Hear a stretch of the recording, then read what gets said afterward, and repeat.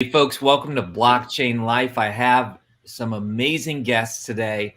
We already chatted a little bit, and they are loud and proud. They are Black millennials Let's do it. in the NFT space, and they are celebrating that. And so I want to welcome Diamonte and Gregory. How you guys doing? How you guys doing? How's everybody going? It's an honor. Thank you. I appreciate you, Kary. Thank you so much. Oh man, listen. I'll give the mic to Diamonte, and then we're going right to Gregory. We'll go back and forth like this. So, man, how did you get into this space? Let's say that. That happened by a fortunate accident. I played college basketball, and an unfortunate injury kind of led me into real estate. Okay. And I had always said, being in real estate, you have a certain level of acceptance to new trends.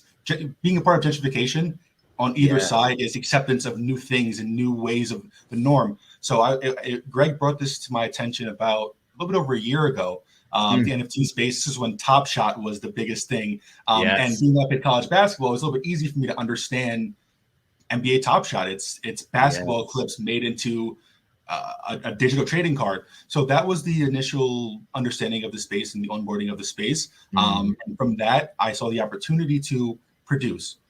Being a consumer, it's not for me, it's not for my partner, it's not for our team. We like to produce things that we hope people will use, interact with, and enjoy. And that led to our first project, which is about almost a year ago at this point as well. And our second one, and everything we've done since then, is taking off very fast. That led to us forming the company GDGC Enterprises, which specializes in the tokenization of luxury physical assets. And I'd love to get into our flagship project, but I'd love to get Greg going first. So thanks, Diamonte. I appreciate that. My NFT journey, start from the beginning.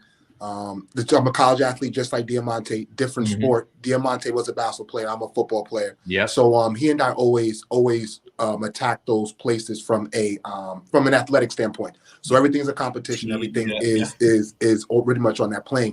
So what happened was, as far as the NFTs, I've been an avid cryptocurrency investor.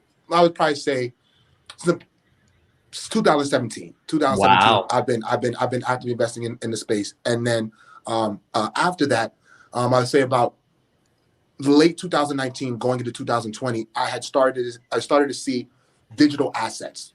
Yeah. Not even NFTs. It was digital assets, and so it sparked my interest, and I said, okay, let me do a little bit more research into this. Then I started seeing marketplaces like Super Rare, Known Origin, some of the original marketplaces that were really putting out NFTs. Okay. And I started to do a little bit more research on the back end and say, just to see what was going on, because at that point, NFTs they weren't what they are now. One. Two, gas fees were very manageable. So to mint and buy and trade NFTs at that time was a very simple act. You saw something and you liked it. There wasn't much of this community-driven basis behind the Discord channels. It wasn't that. It was people who were looking for a different medium in order for them to get their products out there. So it was pretty simple. It was pretty baseline. It was somebody who liked to make art who was uploading the NFTs. So that's how I got into it. And I was just buying stuff that I liked. I just saw stuff that aesthetically, hey, I like this. I do collect art in the traditional sense. So I said, these pieces are cool and I like them. So that's how I got into it. Then I started to look into it, just as Diamonte said, from a standpoint of not necessarily a consumer, but let's look at it from a producer level. Let's look at the technology. Let's look at smart contracts. Let's look at the underlying framework that makes NFTs so appealing to everybody. And that's where Diamonte and I kind of started to really find some avenues in which we could disrupt traditional spaces. The one thing that, again, I point this to Diamonte is that him coming from a person who maybe wasn't as NFT centric as I was exactly. It doesn't matter. I had to make it understandable for the masses because Greg, being a technical guy and crypto advisor, he understood it on the fundamentals.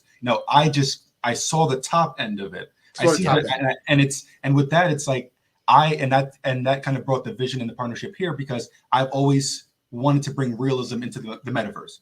It was never about the digital asset itself, but also how can we tie that to some type of physical being that you'll see, you touch, you interact. Being that I'm coming from real estate, I like things to be tangible. I like things to be fungible. So it was making them in a way that with this technology, with this opportunity, you can still have a way to it be physical and relatable.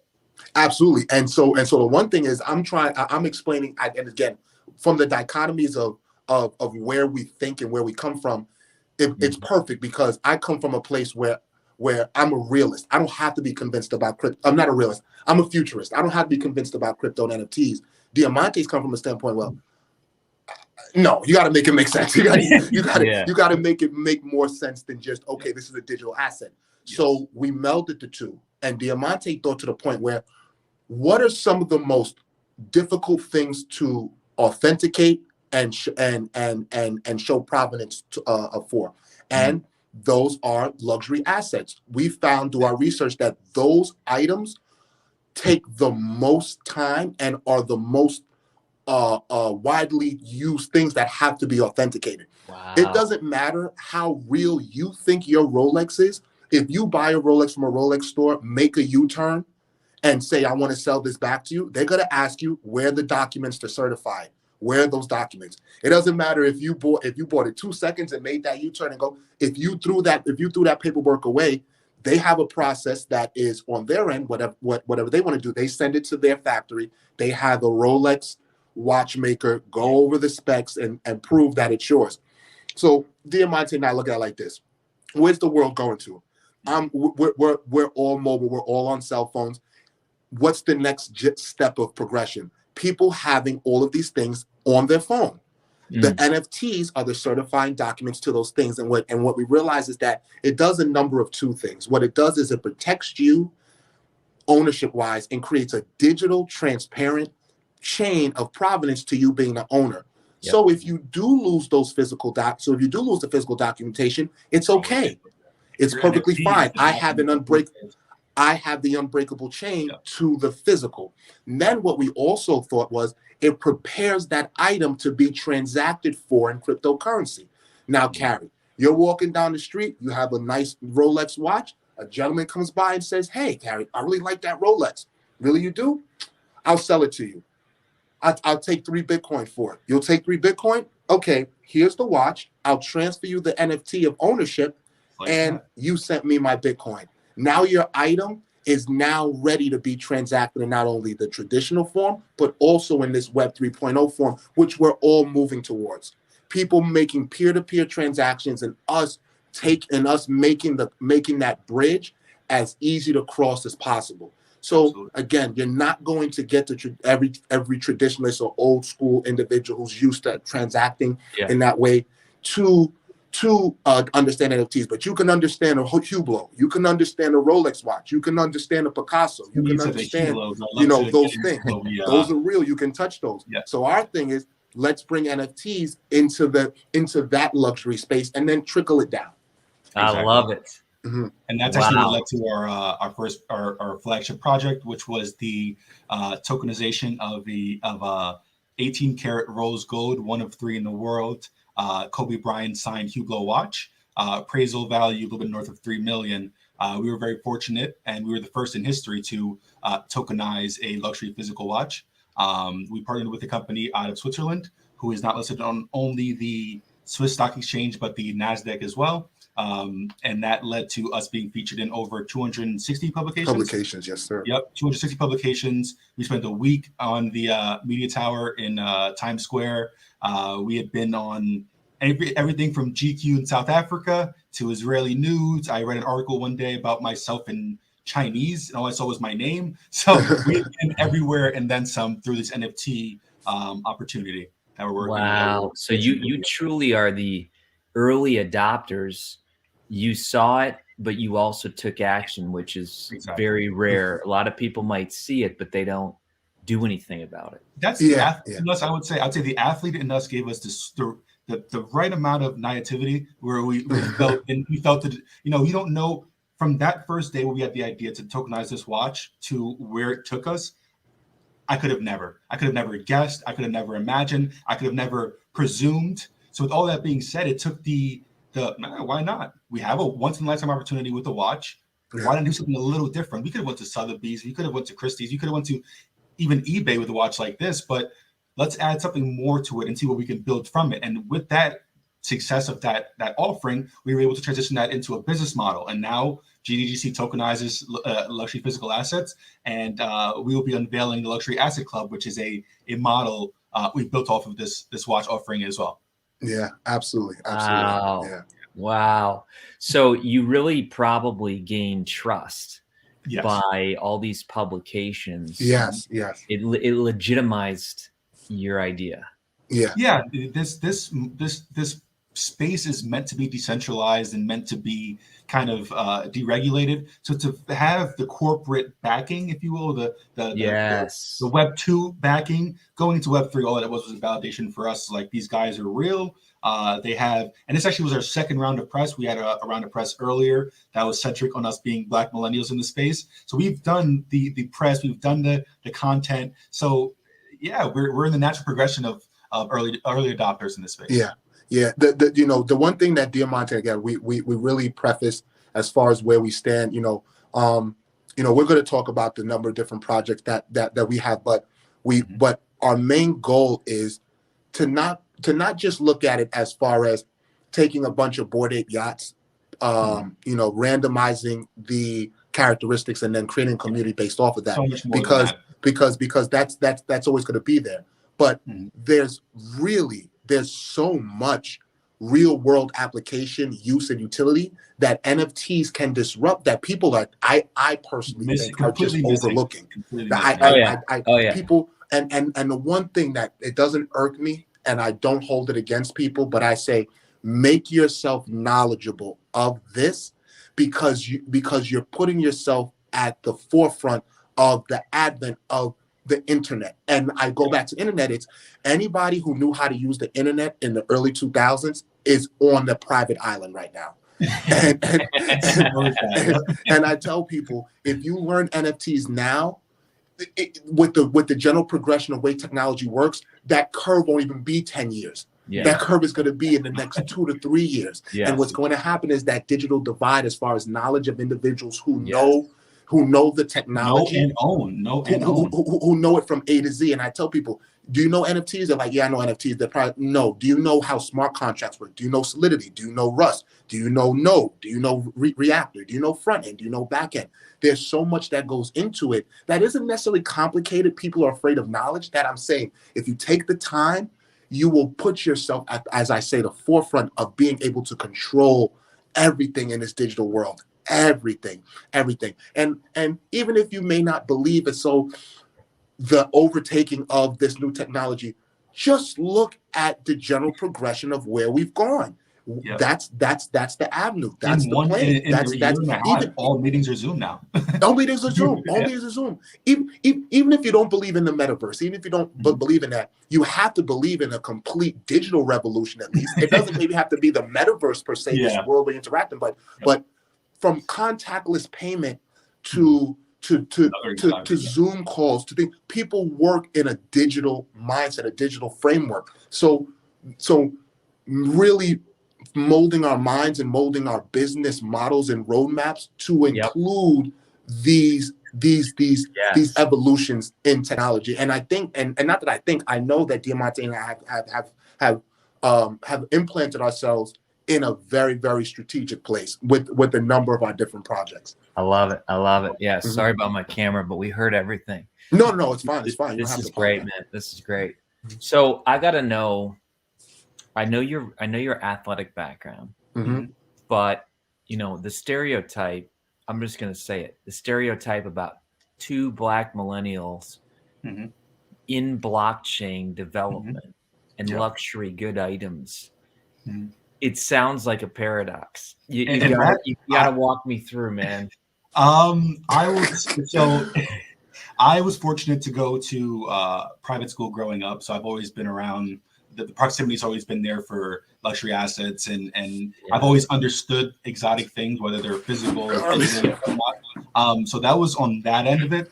we definitely had our own small curve with getting into the space, but being that we had an asset that no one could replicate, it's 1 to 3 in the world. It's Kobe Bryant's sign. It's like these guys have to gotten it somewhere somehow. Yeah. So we have strong connections and a strong network that allowed us to not come into these spaces cold, but through warm or even hot referrals.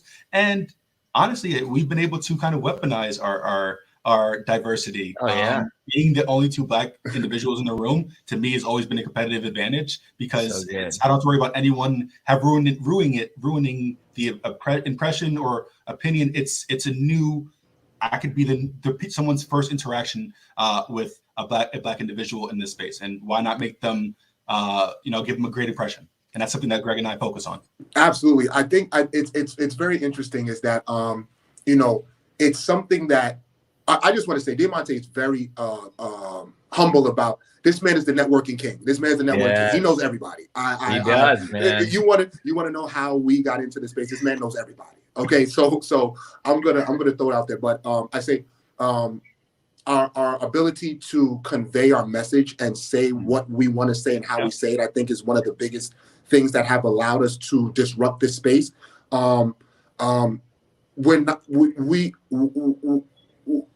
It's honestly, it's a naivety. We won't be the last. That's what we won't be the last for sure. Based upon what we're doing now, we're being very aggressive and very insistent upon providing and paving a way.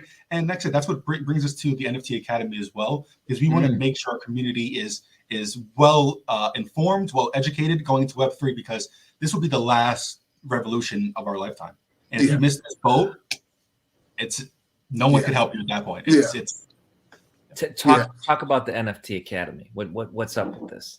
10-week curriculum. Yeah, Greg. Yeah, so it's funny, Kary. It's Diamonte and I say we've built so many auxiliary businesses that we're like literally we have employees now that we have working to do different things. But this just came out of, because we're so heavily entrenched in the NFT space, again, as producers and not consumers, that we have access to a lot of information. I would just say, just small things, digital architects, blockchain developers, Discord managers, social media managers, crypto social media managers, all those different, like, very specific jobs and responsibilities that need to be doled out in order to really make successful NFT projects. We have access to all that. And what he and I realized is that those mediums that you would go to as far as a Web 2.0 don't necessarily all translate when trying to convert your following to Web 3.0. So we've been able to leverage a lot of that information for consulting. So we work with a number of different brands, whether it be fashion. We work with brick and mortar, digital, product based, all those different types of brands in order to incorporate NFTs into their business model. And what we realize is that we have all this prerequisite knowledge. We have all this information on NFTs, all this. How can we leverage that while giving the information to people while still, making sure that we're taking care of? And so, again, another thing, Diamonte, and again, using the fact that we are young, articulate African-American males in this space to our advantage. And through that, why not create an interactive course for people to understand and learn NFTs from people who are heavily entrenched in the space? Wow. Why not come to us to understand this from a baseline level? And I say there are a lot of different NFT academies that teach you how to buy and flip NFTs. And the one thing that Diamonte and I say is that, to be honest, I haven't bought an NFT that wasn't utility based since I bought that $10,000 boat from the Sandbox luxury. Diamonte put me on. I'm not sure why we decided to buy a digital boat. He put me on a $10,000 boat. but I digress. I say I haven't bought into an NFT project probably in the past month and a half because it's not that I don't see the value in those projects, but to really sit there and say this project is going to do what a Bored Ape Yacht Club does is just impossible. It's gambling. It's gambling. It's not investment. It's we're gambling. And investors. so We've always been on the corporate or the professional side of any space that we've gotten into. So following the trend and following, on Rarity Tools and seeing what's number one every hour, I just can't. I'd rather sit with my team in a room and produce what will be number one in a few months from now. And that's just how our brains always work. And even with the NFT Academy, we saw a major disconnect. Every aspect of our community, of our career in this space has been a disconnect. Whether our first project with the photography-based project, that at this point there was no real-life photography. It was nothing more than just, as you see now, the avatars, the characters. That was our first connect in the space. The second disconnect was luxury physical assets and digital assets. And then now we see now a disconnect where we know we're the only two Black folks in a room more times than not. But we have a community we'd love to bring. Even if not with us, we'd like to expand this knowledge and bring it to them. And the NFT Academy, although we are welcoming all students, but we're going to be very adamant and focused on teaching our own. My brother is 17. I want to make sure that as he gets into his next phase of life, that he is prepared, he is well resourced and well educated on what will be the future, whether we want to talk about it or agree or accept it or not. In 5 years from now, every aspect of life will have an NFT or digital component, in my opinion. Yeah, absolutely. Diamonte, again, he explained it very well. Our thing was the disconnect is we don't want people to learn about NFTs based off of floors and based off of trading value. Something a project. That's ancillary, because the thing is it's like trading Yu-Gi-Oh cards and Pokemon cards. You're trading the value here and there, and at the end of the day, gatekeepers are still going to be the ones, because they're going to be those select group of people who are able to get on projects first. They buy a whole bunch and then they control the floor price. So we just, and the thing is, if you really look at the NFT marketplace and learning platforms, all they're teaching you is how to find projects that try to find projects that are worth investing in. Diamonte and I said, why am I going to gamble when I can take that same energy and time, actually learn what an NFT is and why it's so valuable, and then from there understand it more and then be able to interact with the space better. Now, my thing is, I don't have an issue with searching for those projects once you have the knowledge. But a lot of people who reach out to us, they're saying, I want to get into NFTs. Yeah, and I want to buy. So, okay, first of all, do you have $700? Do you have $700 in Ethereum? Because my thing is, first of all, unless you're able to make a whitelist or a pre-sale, actually get the pre-mint, you're going to spend anywhere from $350 to $450. That's not including the gas fees that are going to take place. So if that's minted on the Ethereum blockchain, you can forget about it. Okay, that transaction could be, depending on when that drop happens. If it's in the middle of the day, I'm not even trying to. The item may cost $350, $400. You could be spending upwards of $150 for the transaction to go through. Wow. So I'm saying is that, and then you're not even guaranteed that the token that you're receiving is of value, because it's one of 10,000, is one of 8,000. Yeah. It could be, you could get the most least rare one out of the whole collection. Wow. And so he and I were like, you know what? Let's do better than that. Let's teach our community. Let's teach whoever wants to learn this about NFTs, about this technology, about how life change is going to be. Let's teach it to them the way they should learn it.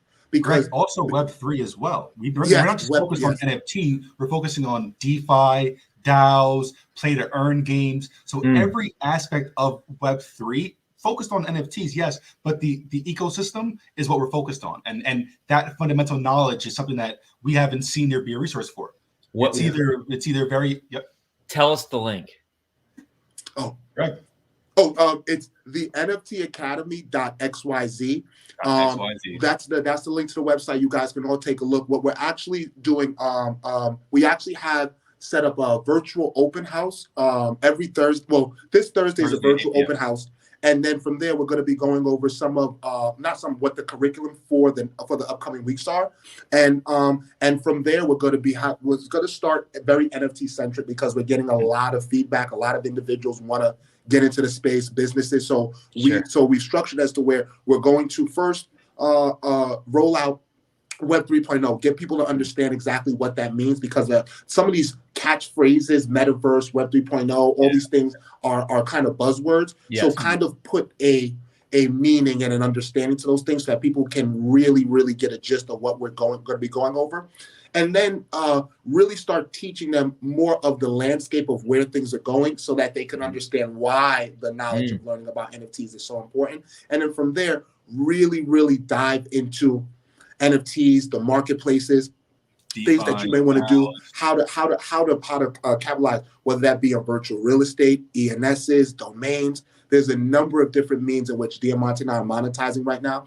And then what we also want, what we're also in the works of doing is adding the subsequent other courses: DeFi, liquidity pools, staking, purchasing crypto, MetaMask wallet usage. All of those components that fall in line with being knowledgeable of Web 3.0. Everything but buying how to buy a Bored Ape or how to find the next Bored Ape. But the thing is, everything that the person who bought that Bored Ape Yacht Club knows that doesn't understand is the value of knowledge. It's so interesting. There was a LinkedIn post that somebody put up, and it was a poll, and they asked, is interacting with your MetaMask wallet difficult? And somebody posted under it, and they said, if you said no, you clearly have been in the crypto space for a while. Because if you ask any regular person, it's using a MetaMask difficult, they're going to say yes. They don't understand why they're signing the contract to change the settings. They don't understand that the decentralization is why they're asking you for permission to do those things. There's a large disconnect. And so when somebody who's in the space tells somebody, oh, it's easy to buy NFT, you just transfer $700 of Ethereum into your wallet, you log on to OpenSea, you make an offer, and the person's like, oh my goodness. They're like, yeah. But to one of us, that's the simplest thing in the world. I put my password in, and if my money, and if I have Ethereum in there and I can afford it and I can afford the gas fees, I'm going to do it.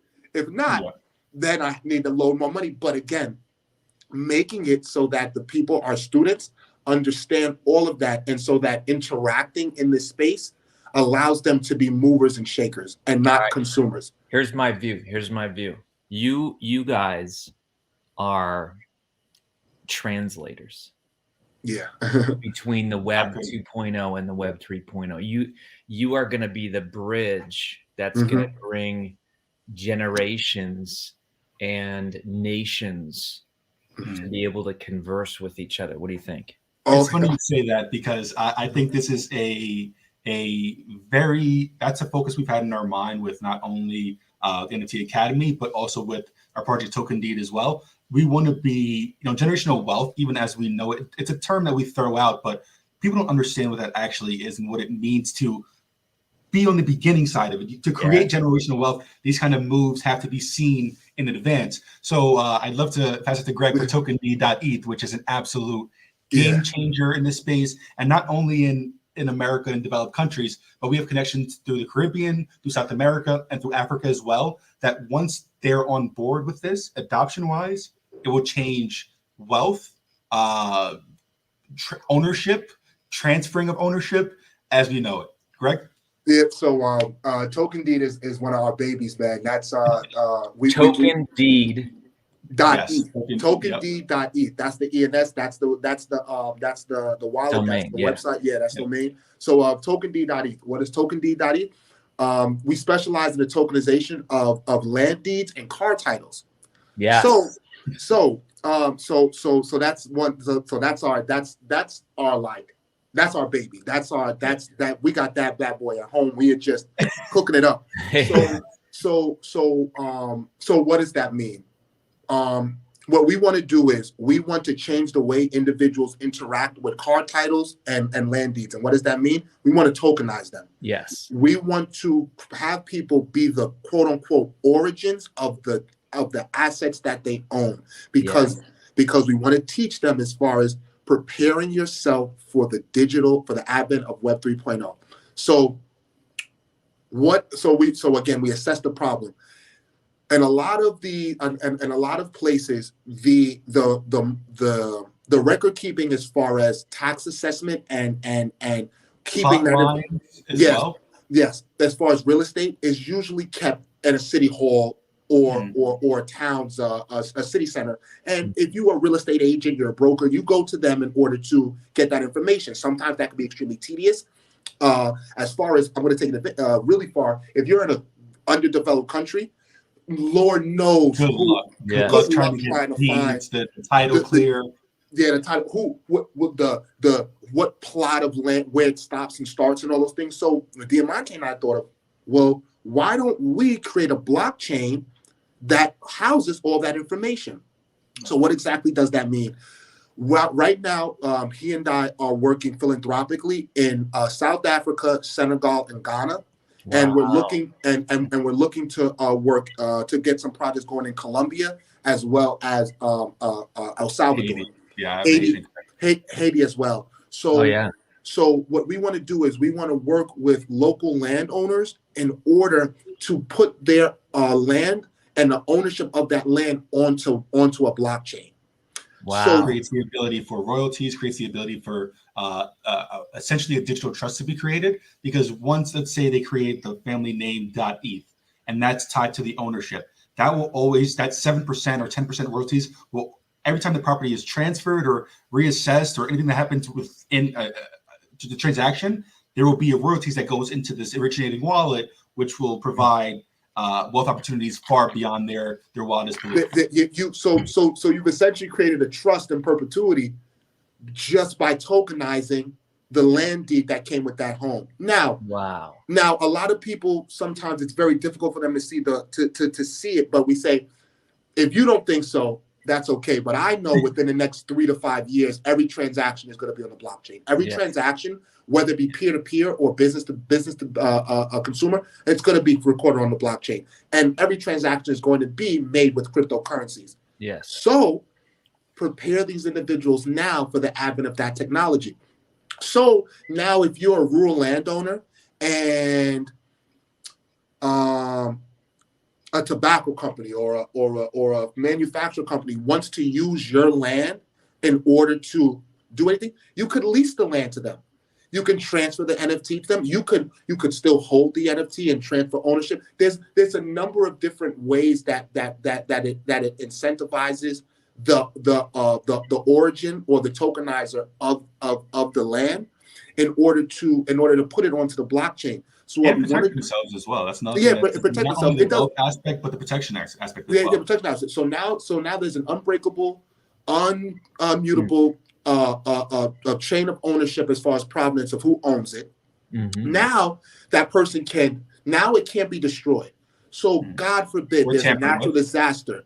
Their house burns. I'm worst examples, but things that happen that would cause you to lose those documents. Now I don't have to go back to the local government and wait 3 months for it. Now through ownership too, Greg, because if that's the one document in some of these properties or in these regions, if that goes. But going to your town hall and trying to prove ownership, they're going to be like, it's done. There's no central.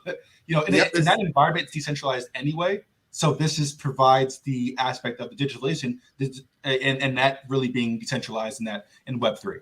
Absolutely. Wow. So, and the thing is that we wanted to do it philanthropically because we knew that those individuals were the most in need of something revolutionary like this, and they would be most receptive to it. And the thing is that the learning curve is very simple. We've seen that in a lot of these places. They are very, very knowledgeable, understanding, and teaching them very easy. Hey, and I'm not saying it's always easy, but you say, hey, here's a MetaMask wallet. This is what we want you to do. The documents that you had to certify, take the time to find those. We'll tokenize them, and then now you'll have a physical record of them. So now if anybody conducts or does business with you, you can conduct it with them in this digital medium. And you can control your asset. You can control your land. You don't want to sign off ownership to somebody else. You don't have to do that. You don't want to. You want to lease out that land. You can contractually create a contract that says, okay, you own this NFT for a certain amount of time to produce this. Then once the ownership now returns back to me. There are a number of different ways this incentivizes. Now we took it even further with car titles. So say you own the title of a brand new car. We've done research. A car in its lifetime in this country is bought or sold 4 times in its lifetime. Wow. 4 times is the average time a car that from it coming off of the manufacturing lot is sold 4 times. So imagine you tied yourself to the sale of that car every single time it was. Now we take it one step further. What if the Toyota or Honda or Tesla? That's the ultimate end game. That's the ultimate end game. If they tokenize all of the certifying, if they provide their cars with tokenized deeds or titles, or rather, that shows the provenance where it's been. Then now Honda is now getting 7 to 10% of every resale of their car. You know, that's Tesla, the world we're going towards. That's the world we're going towards, where everything is tokenized. Yes. It's textbooks, everything. We're on our way. Exactly. I'm the publisher who says absolutely. Like right now, you technically check this out. Right now, you rent an ebook. Okay. And yes. You know what I'm saying? Oh, and a lot of people don't realize that. No. You're renting an ebook from Amazon. They got in a fight with Hachette, one of the publishers, and overnight they pulled all their ebooks. And the consumer's like, oh my gosh, I lost my stuck in between. Yep. Yeah. And so we tell you the right name. The textbook was low hanging fruit. I told people, what if McGraw Hill said, you know what? We're gonna make everything a textbook. We're gonna make everything an NFT. Whether you buy it, everything is digital anyway. So instead of you getting a physical, thick 10-pound textbook, we're going to send you a lockable PDF will be an NFT. The NFT, and they've already created technology that keeps it very so that you can't just print out the PDF and sell it. We one of our other business partners, he keeps us abreast of all these technological advances, but they have certain technology that's going to come with that. That's now going to be. That's going to control whether or not you print it, whether or not you're disseminating that information illegally without them being able to get their cut. Track it. They track it. And the thing is that now the textbook company is tied to every resale of that book. And then what happens is now they have even more control of when the next volume comes out. Because we know these textbooks is usually a volume 1, 2, and 3. And the difference is they add a paragraph on one page and a diagram on another, and then they're different. Now it just takes it to the upteenth level, and now they have complete control of all of the money, all the revenue exposures that they were currently missing out on. Exactly. And you'll see that same application with tickets, like to music halls, concert tickets, athletic sports events, every type of you'll see that in permeate in ways throughout life you can't even imagine at this point. Right now, like for example, tickets. You have big organizations or scalpers that come in, buy up all the tickets. The fans get hurt, and then they just 10x the value, the price, and then we're gouging. But now you could essentially limit that with the blockchain. The blockchain, it's going to be a thing where the LA Lakers are going to sell tickets directly. They're not going to. It doesn't make sense for them to sell to a StubHub or a Ticketmaster, because the thing is that no, we're going to keep them in house. We'll sell them as NFTs. We'll add every ticket comes with a cool LeBron James or Anthony Davis hologram picture.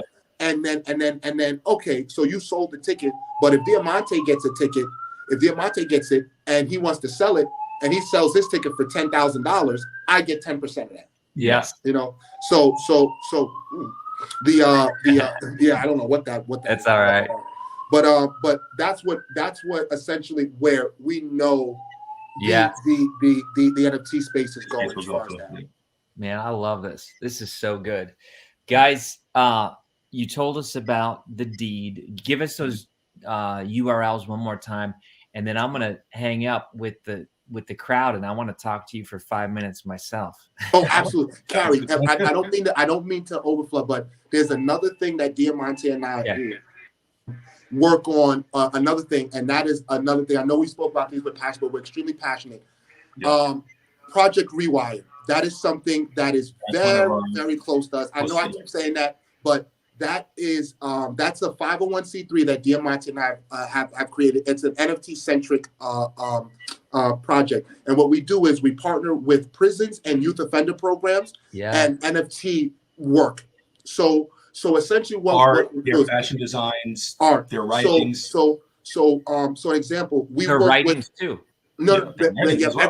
Everything. Yeah. So right now we're working with a youth offender group in Brooklyn, and what we're doing is we're creating an art program in order to create avenues for these at-risk youth to create in order for them not to reoffend. Yes. So right now we're in the process of creating an art program, and this was very difficult trying to find individuals who are artistically willing to do this. Yes. Put themselves in a place to be open. But we found a group, they're very into it. And what they're doing is they're creating work that are going to become NFTs. Because the project itself is a 501c3, any NFT that you buy is a charitable donation. Wow. So that money is going to then be reinvested in an Ethereum liquidity pool, so that money can grow within itself and be reinvested into prison reform, whether that be on a smaller level as to just the project itself or to a prison reform fund. And so that's what we're working on. It's something that very near and dear to us because it's we're inner city. We're from the Bronx, so it's like we're fortunate to be in the position that we're in now, but we can speak on many of people that haven't been able to be as fortunate. So being able to and that's why, Greg, when we say that things are close to our hearts, because we have people that have been affected by some of these things, and we're able to be very fortunate to have the resources and the skill set to, if we can stop one individual from reoffending, it's worth our time. That's kind of what we're seeing. That's what we're seeing now we're excited. We're fortunate. We're thankful for the opportunity. You were asking for our links. The Luxury Asset Club .eth, Luxury Asset Club on Twitter, Luxury Asset Club on Instagram is our next project coming out in February. I'm Zarba.eth on Instagram. Diamonte Zarba is my full name. Greg, do you want to give your social medias as well? Yes. Again, he gave all the Luxury Asset Club. You guys can check out tokend.eth on LinkedIn. Project Rewire, you guys can definitely take a look. I'm ggads.eth on Instagram. I'm ggads on Twitter. That's GGAD with 3 Z's. And you guys can find me. And yeah, man, we're just really glad we could talk about those things, man. Again, and thank you as well. Thank you. And I know the last thing, the Project Rewired, that's we've really been fighting for that, man. Trying to get donations, but we finally got a group. The individuals are extremely excited. They're making some really cool, dope artwork that we can't wait to auction off and show them that you can mine, that this is something that is doable. You can change it. This is revolutionary. You guys can create art. You guys can monetize on it. You guys can be the owners and control it, and not have to resort to these old methods or ways to doing things. So so that's what, and it's done correctly. It's a 501c3. So if you want to donate, you can write it off. You're not purchasing security. All purchases are tax. And the one thing too is that, again, you're going to get an NFT and you will get a physical piece of art as well. So these kids they're making clothing, they're making artwork, they're making everything. So we really want to help them out. We really want to create these avenues and really allow for every community to understand NFTs. Crypto, you guys got to learn this, man. You guys got to get on it. This is listen, I had this much expectation. You blew my mind, man. I appreciate Thank you. I appreciate this was awesome. And folks, check them out. And this won't be the last time you hear about them. Okay. Thank you, Kary. Thank you so much. I appreciate it. All right. Take care. All right.